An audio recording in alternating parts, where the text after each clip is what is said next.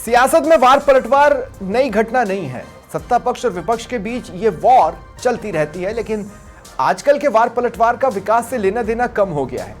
ऐसे में कोई फैक्ट्स के साथ वार करे, कुछ सच्चे और कुछ क्वेश्चनेबल, तो विकास के मुद्दे पर बहस में लौटना सुखद ही कहा जाएगा।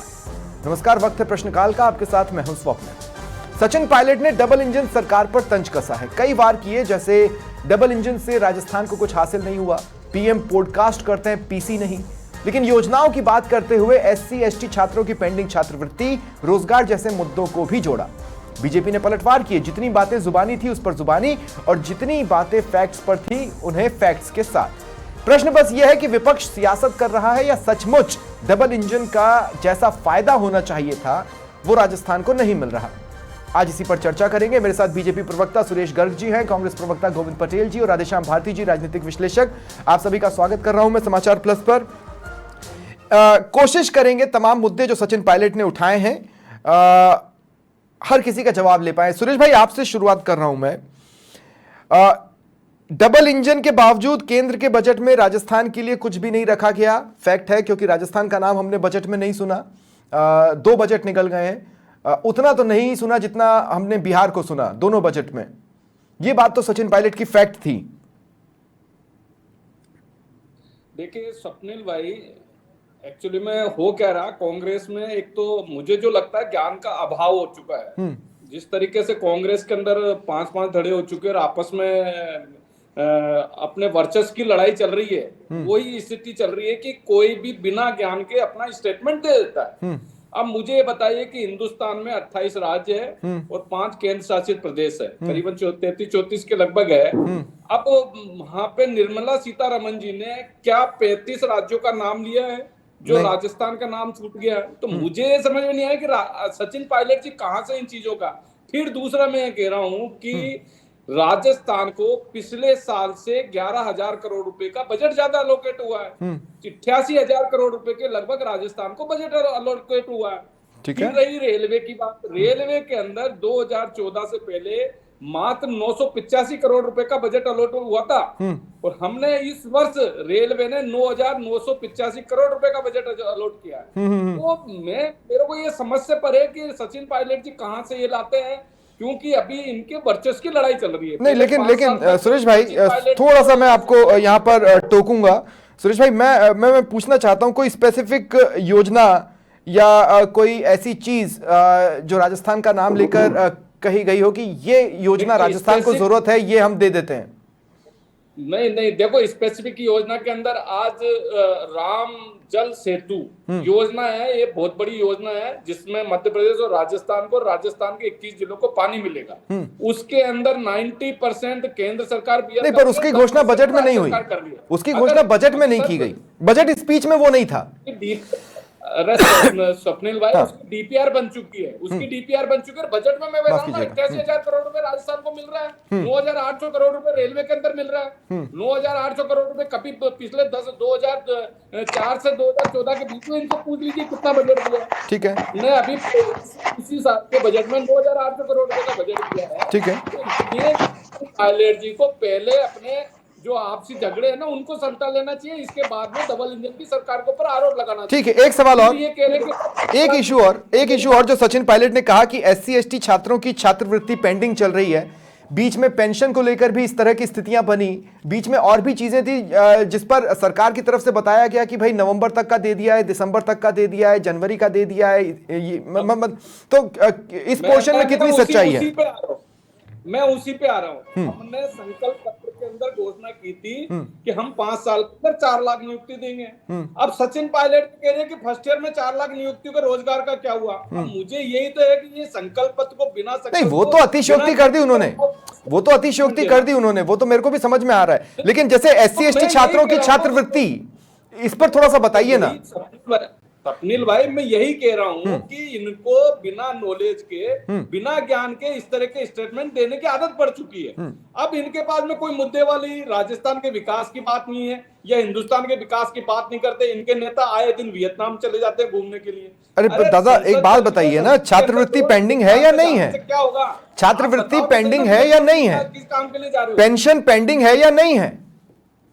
मैं कह रहा हूं हमने जनवरी तक की पेंशन दे दी है। हाँ, जनवरी तक की पेंशन दे चुके हम। तो पेंडिंग है ना और साहब। हम हिंदुस्तान और राजस्थान के विकास के लिए दृढ़ संकल्प है। हिंदुस्तान का विकास, विकसित राजस्थान हिंदुस्तान बनाना और विकसित राजस्थान बनाना है। 350 बिलियन डॉलर की हमको अर्थव्यवस्था राजस्थान की बनानी तो सब पेंडिंग तो है ना सुरेश भाई, इतना इतना भी गलत वार नहीं किया। आप खुद कह रहे हैं जनवरी, तो फिर फरवरी तो पेंडिंग है ही।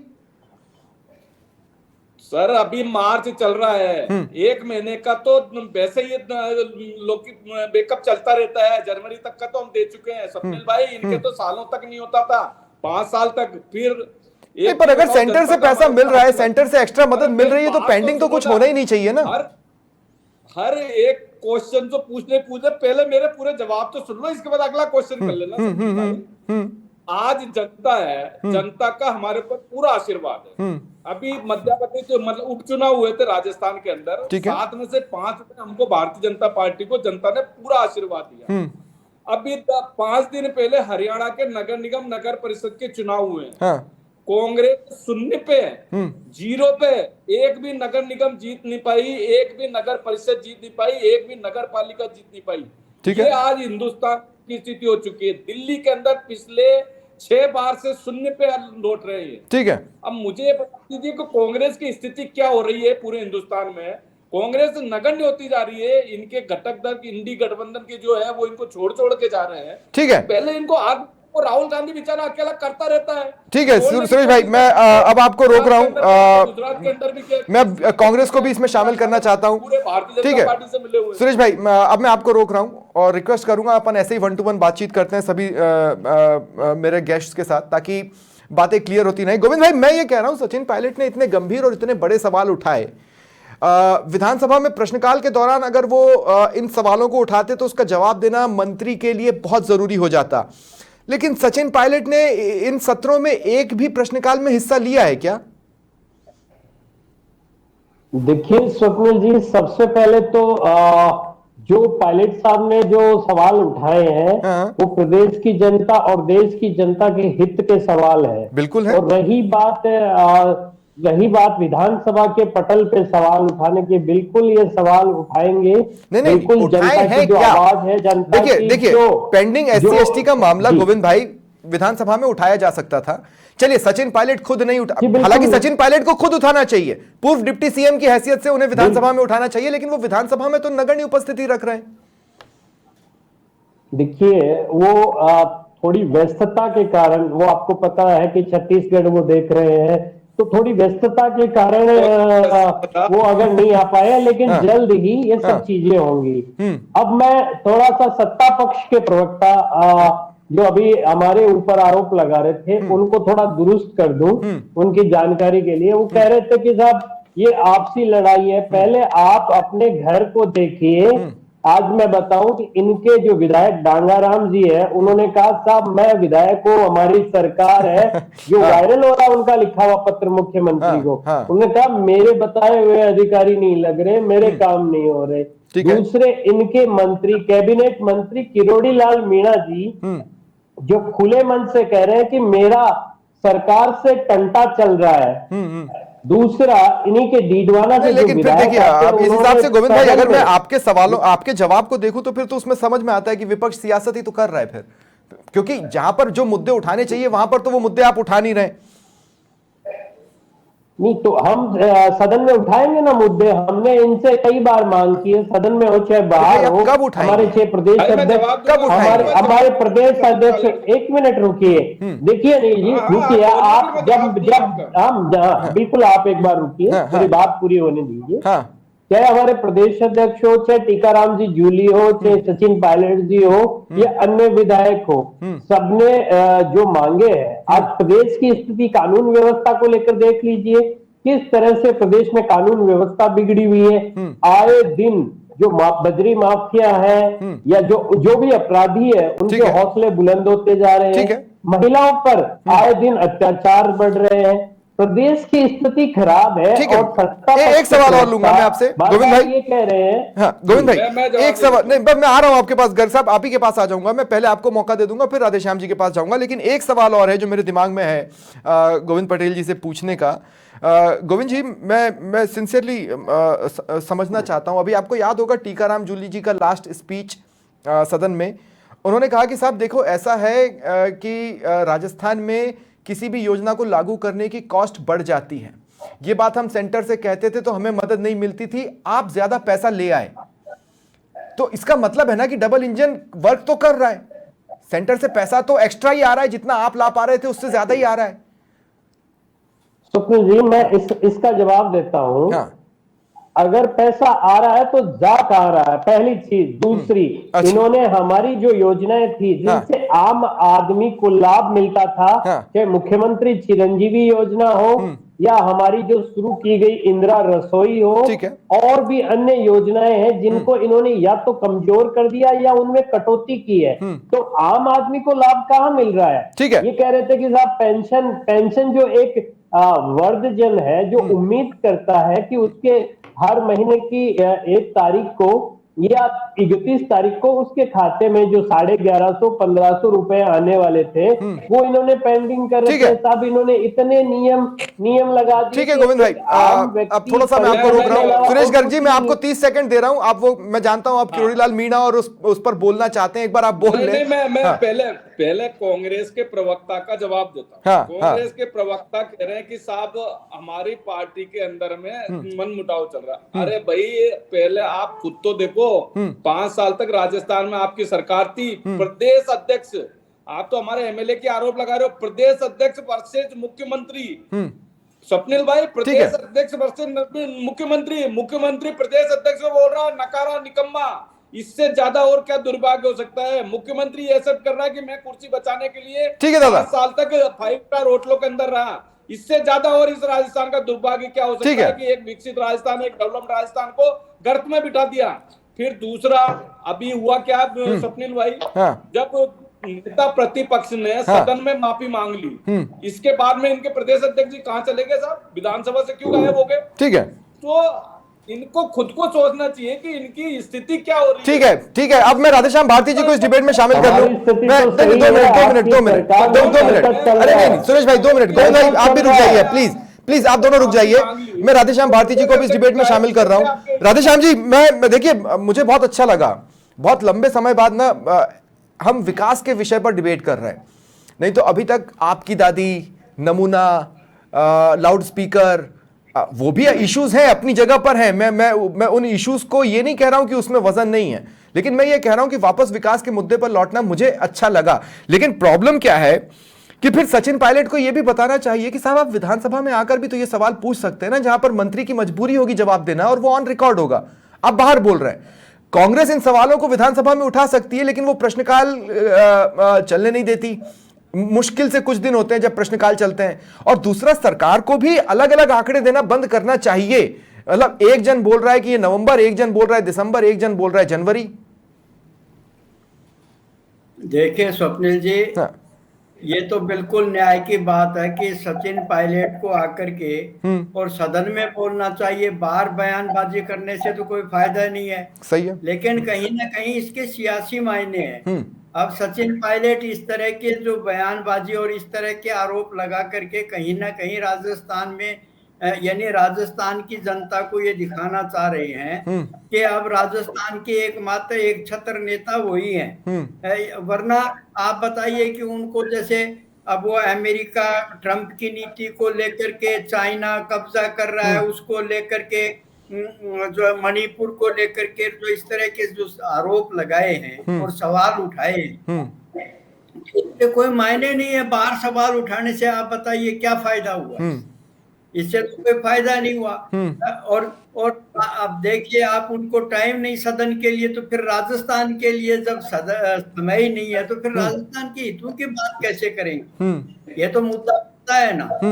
वे राज्य में किस तरह से और डबल इंजन की सरकार ने क्या क्या काम किए हैं उसकी समीक्षा सदन को होनी चाहिए। अब बाहर से बयान तो वो एक राजनीति हुई और हकीकत तो उसमें कुछ है नहीं।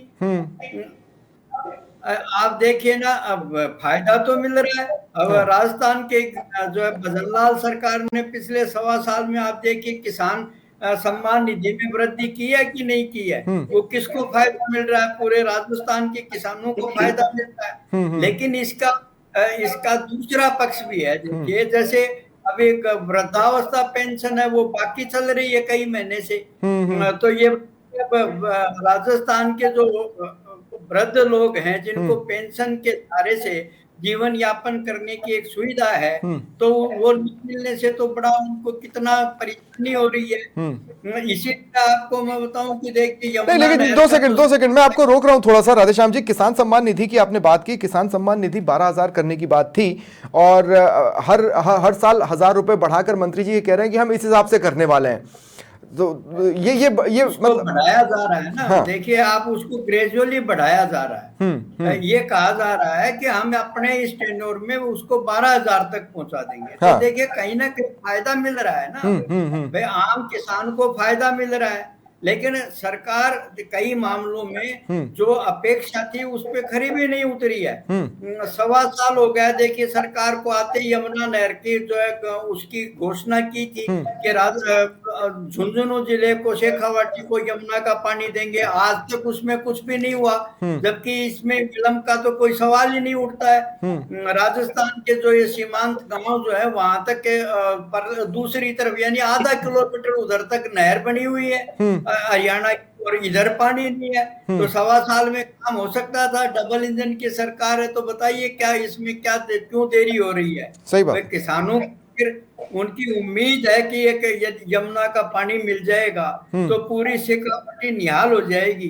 लेकिन इसमें अभी तक तो मुझे लग नहीं रहा कि कुछ ठोस कदम उठाए गए हैं। ठीक है। ये विकास के मुद्दे हैं, इनसे मतलब सरकार जो है इनमें अपनी रुचि दिखाएगी, तत्परता दिखाएगी, तभी तो हर आदमी को विश्वास होगा कि वास्तव में विकास की जो है और राजस्थान को अग्रसर किया जा रहा है। ठीक है राधेश्याम जी, मैं आगे आपके पास आऊंगा। एक बार फिर गोविंद पटेल जी, मैं आपके पास आ रहा हूं। गोविंद पटेल जी, देखिए कुछ चीजें मैं भी समझना चाह रहा था। जैसे अब प्रधानमंत्री मोदी पॉडकास्ट कर तो रहे हैं ना, प्रेस वार्ता होना क्यों इतना जरूरी है? सवाल नंबर 1। सवाल नंबर 2 कि ये भी एक वाजिब सवाल है कि ये जो किसानों का मुद्दा है, ये सारे मुद्दे हैं, उसी वक्त कांग्रेस कुछ और प्लान कर रही होती है, तो कांग्रेस का एक्शन उसकी बातों को सपोर्ट क्यों नहीं कर रहा? ये भी एक जरूरी सवाल है। और साथ ही जो भी सवाल आप उठा रहे हैं, जैसे रोजगार का मसला उठाया, आपने रोजगार का वादा किया था वो 5 सालों का किया था और आप 1.25 साल में ही 4 लाख 5 लाख गिनने लगे हैं। क्या ये अतिरेक नहीं है? देखिए स्वप्निल जी, सबसे पहली बात तो ये है कि जो प्रधानमंत्री जी की आप बात कर रहे हो, प्रधानमंत्री जी पॉडकास्ट के लिए समय दे रहे हैं, लेकिन प्रेस कॉन्फ्रेंस जो पत्रकारों के सवाल हैं, जो सीधे सवाल होते हैं, उनसे क्यों बच रहे हैं? पॉडकास्ट में तो जो पहले से उनको दिया जाता है या जो पूरा एक तैयार किया जाता है प्रारूप, वही सवाल पूछे जाते हैं। लेकिन जो पत्रकार है उनसे सामना होगा तो देश की अर्थव्यवस्था नहीं। लेकिन दादा मैं आपको बताऊं, मैं आपके बड़े बड़े लीडर्स हैं, मैंने खुद उनको इंटरव्यू के लिए कॉल किया हुआ है, तो मुझसे भी पहले यही कहा गया कि आप क्या सवाल पूछेंगे वो भेजिए। देखिए स्वप्निल जी, सवाल में फर्क है। आप बताइए कि आज परिस्थिति में जहां तक मुझे ध्यान में है, जिस तरह से हमारे राहुल गांधी जी और हमारे कांग्रेस के नेता मीडिया से रूबरू होते हैं, मीडिया के पूछे हुए सवालों का जवाब देते हैं, क्या प्रधानमंत्री जी उस तरह से देते हैं? दूसरी बात, आपने दूसरा सवाल किया कि किसानों की आपने बात की। बिल्कुल, देखिए देश में आज जो अन्नदाता है वो इतना परेशान है कि एमएसपी की बात नहीं होती। नहीं, लेकिन दादा देखिए गोविंद भाई, देखिए विडंबना कहां पर है, इस बात को आपको समझना पड़ेगा कि जब बीकानेर जोन में किसान एक बारी एक्स्ट्रा पानी मांग रहे थे, उस टाइम पर आप किरोड़ीलाल मीणा और आपकी दादी प्रकरण पे हंगामा कर रहे थे। कायदे से तो विधानसभा में आपको उस मुद्दे पर एग्रेसिव होना चाहिए था, लेकिन आपने मुद्दा दूसरा पकड़ा हुआ था, तो फिर आप किसानों के हितैषी कैसे हैं? ये समझाइए ना, हम भी समझना चाहते हैं, किसान भी समझना चाहते हैं। वहां हमारे नेता धरना दे रहे थे, ये भी आपकी जानकारी में है। हाँ? वहां हमारे नेताओं ने प्रदर्शन भी किया। विधानसभा आपके पास सबसे मुफीद जगह थी, विधानसभा सबसे मुफीद जगह थी जहां पर आप कुछ कर सकते थे, वहां आपने किया नहीं। आप देखिएगा 19 तारीख से जो विधानसभा शुरू हो रही है उसमें देखिएगा आप किसानों के मुद्दों को लेकर बात की जाएगी। इनकी सरकार ने ऋण माफी की बात की थी लेकिन किसानों को ऋण माफी नहीं मिली है। इन्होंने एमएसपी पे खरीद की बात की थी, उन्हें एमएसपी नहीं मिली है। और हमारी पूर्ववर्ती कांग्रेस सरकार ने जो किसानों को बिजली के बिल में रियायत दी थी, कृषि जो बिल होते हैं उनमें रियायत दी थी, उसमें भी सरकार ने घपला कर दिया। ठीक है, सुरेश गर्ग जी को अपने वापस डिबेट में ले रहा हूं। किसानों की बात कर रहे हैं। सुरेश गर्ग जी, मैं ये कह रहा हूं कि सचिन पायलट ने भले ही आधी सियासत की हो, आधे मसले तो ऐसे उठाए हैं जिन पर ध्यान दिए जाने की जरूरत है।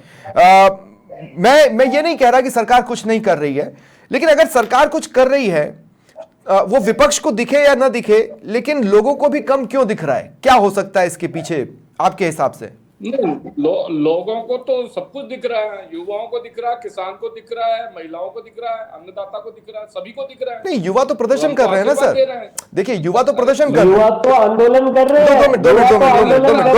गोविंद भाई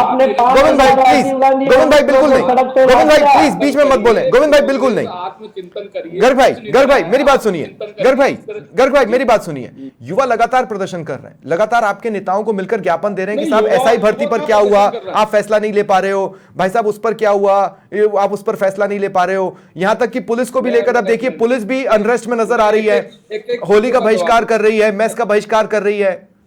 मैसेज अच्छा नहीं जाता ना। मैं एक एक चीजों का जवाब। हाँ, 2018 से 2023 तक कांग्रेस की सरकार राजस्थान में थी, ठीक है। करीबन 19 पेपर हुए थे, 19 पेपर लीक हुए थे। हमने हमारे कार्यकाल के अंदर लगभग 100 एग्जाम करा चुके हैं, एक में भी पेपर लीक नहीं हुआ। रीट के एग्जाम कौन से करवा दिए? 14 लाख लोग 100 एग्जाम कौन से करवा दिए? सुरेश जी 100 एग्जाम कौन से करवा दिए? गर्ग साहब बताइए। इंटरनेट बंद सिर्फ कश्मीर की घाटी के अंदर जब घटनाएं होती थी ना, 100 एग्जाम कौन से करा दिए बताइए जरा। एक छोटी एग्जाम होती थी ना, उसमें भी इंटरनेट बंद कर दिया। माफ कीजिएगा। तो राजस्थान में भारतीय जनता पार्टी की सरकार और कांग्रेस की सरकार में ये परिवर्तन है। नहीं, लेकिन परिवर्तन के साथ मैंने आपसे कहा ना कि दादा देखिए, आप जिनके लिए कर रहे हैं, आप जिनके लिए भी कर रहे हैं, वही धड़ा प्रदर्शन करते नजर आ रहा है। जैसे आप किसानों के लिए कर रहे हैं, तो बीकानेर में किसानों ने प्रदर्शन क्यों किया? अगर आप युवाओं के लिए कर रहे हैं, तो युवा प्रदर्शन क्यों कर रहे हैं? अगर आप कानून व्यवस्था मजबूत कर रहे हैं, तो पुलिस परेशान क्यों है? अरे स्वप्निल भाई, मैं ये कह रहा हूँ, हमने युवाओं से वादा किया, 70 लाख युवाओं से वादा किया है कि हम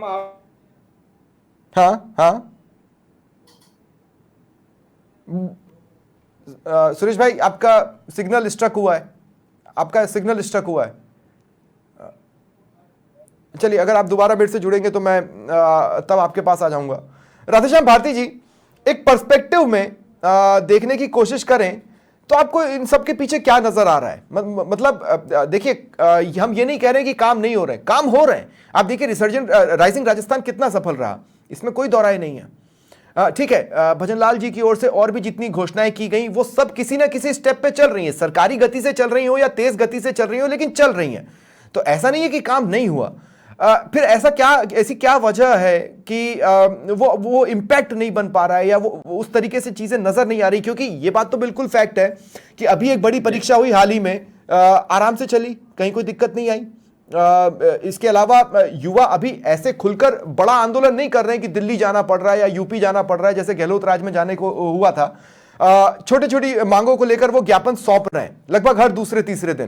तो फिर चीजें कम नजर क्यों आ रही हैं? देखिए स्वप्निल जी, राजस्थान की जो भजनलाल सरकार है, 1.25 साल का उसका रिपोर्ट कार्ड संतुष्टिपूर्ण कहा जा सकता है। क्योंकि एक नए व्यक्ति को मुख्यमंत्री के रूप में बिठाया था, तो देखिए काम तो कर रहे हैं। लेकिन मैं आपको बताना चाह रहा हूँ, ये जो जनता में जो आक्रोश है, ये हमारा जो ओवरऑल नेशनल जो इकोनॉमिक सेटबैक है, उसको लेकर के उसके इफेक्ट हर प्रदेश में देखने को मिलेंगे। निश्चित रूप से आज आप देखिए 80 करोड़ लोग जो है वो राशन के गेहूं पर आश्रित हैं, तो बताइए उनमें आक्रोश नहीं होगा क्या? यानी 5वें नंबर की अर्थव्यवस्था में आम जन की हालत ये है कि न वो मकान खरीद सकता है, न अच्छा खाना खा सकता है, न बच्चों को पढ़ा सकता है, न स्वास्थ्य सेवाएं हैं उसके लिए। क्या है आप बताइए? यानी आधी से अधिक पॉपुलेशन जो है वो केवल 5 किलो अनाज पर आश्रित है। लोगों की परचेजिंग पावर जो है, क्रय शक्ति, वो तेजी से घट रही है। ठीक है। कहने को तो आंकड़ों का खेल है ये कि हमारी जो है देश की अर्थव्यवस्था 5वें नंबर की है, लेकिन आमजन को उसमें क्या फायदा हो रहा है? आमजन कैसा महसूस कर रहा है? उसका आक्रोश जो है वो निश्चित रूप से स्वाभाविक है और आगे और बढ़ेगा। ठीक है, आप देखना। ठीक है। क्योंकि यदि हमने स्वप्निल जी को नहीं बढ़ाया तो आप देखिए कि आगे चल करके जो है हालत और खराब होनी है। ठीक है, ठीक है। क्या अगर सुरेश गर्ग जी, चूंकि उनका सिग्नल स्टक हुआ था, मैं उनको लास्ट में मौका दे रहा हूं। सुरेश गर्ग जी, आप अपनी बात कंप्लीट कर ले, मेरे पास समय खत्म हो चुका है, मैं डिबेट खत्म करूंगा। देखिए स्वप्निल जी, मैं कह रहा हूं कि आज 14 महीने से राजस्थान के अंदर भारतीय जनता पार्टी की सरकार है। हाँ। और माननीय भजन लाल जी निरंतर राजस्थान के विकास के लिए काम कर रहे हैं, चाहे युवा हो, चाहे अन्नदाता हो, चाहे महिला हो, अरे हर वर्ग के लिए काम, चाहे गरीब हो, हर वर्ग के लिए। सर, इसको कोई नहीं नकार रहा, इसको कोई नहीं नकार रहा। बात यह है कि फिर अनरेस्ट क्यों है? मतलब हम तो खुद कह रहे हैं कि राइजिंग राजस्थान या तमाम वो प्रयास जो उन्होंने किए हैं वो बहुत बड़े हैं इस प्रदेश के लिए, नया कल लिखने वाले, लेकिन आज लोगों में अनरेस्ट क्यों है? मैं यही तो कह रहा हूँ। स्वप्निल जी, 1 मिनट मुझे दीजिए। संकल्प है, हम कांग्रेस ठीक है, तो मांग करते हैं। गोविंद जी शॉर्ट में बोल दीजिए, गोविंद जी शॉर्ट में बोल दीजिए, मेरे पास समय खत्म हो चुका है, प्लीज। अभी ये परीक्षा की बात कर रहे थे, ये समाचार पत्र में छपा हुआ है, ये समाचार पत्र में छपा हुआ है कि 24 फरवरी को राजऋषि जो भरतरी मत्स्य विश्वविद्यालय, उसमें कंप्यूटर का पेपर लीक हो गया था। ठीक है, ठीक है, कंप्यूटर का पेपर, ठीक है, बहुत बहुत शुक्रिया, मेरे पास समय खत्म हो चुका है। बहुत बहुत शुक्रिया आप सभी का मेरे साथ जुड़ने के लिए और चर्चा में शामिल होने के लिए। विकास का मुद्दा ही ऐसा है जिस पर बातचीत करें तो समय कितना भी हो वो कम पड़ जाता है। बहुत बहुत शुक्रिया। ये था आज का प्रश्नकाल। नमस्कार।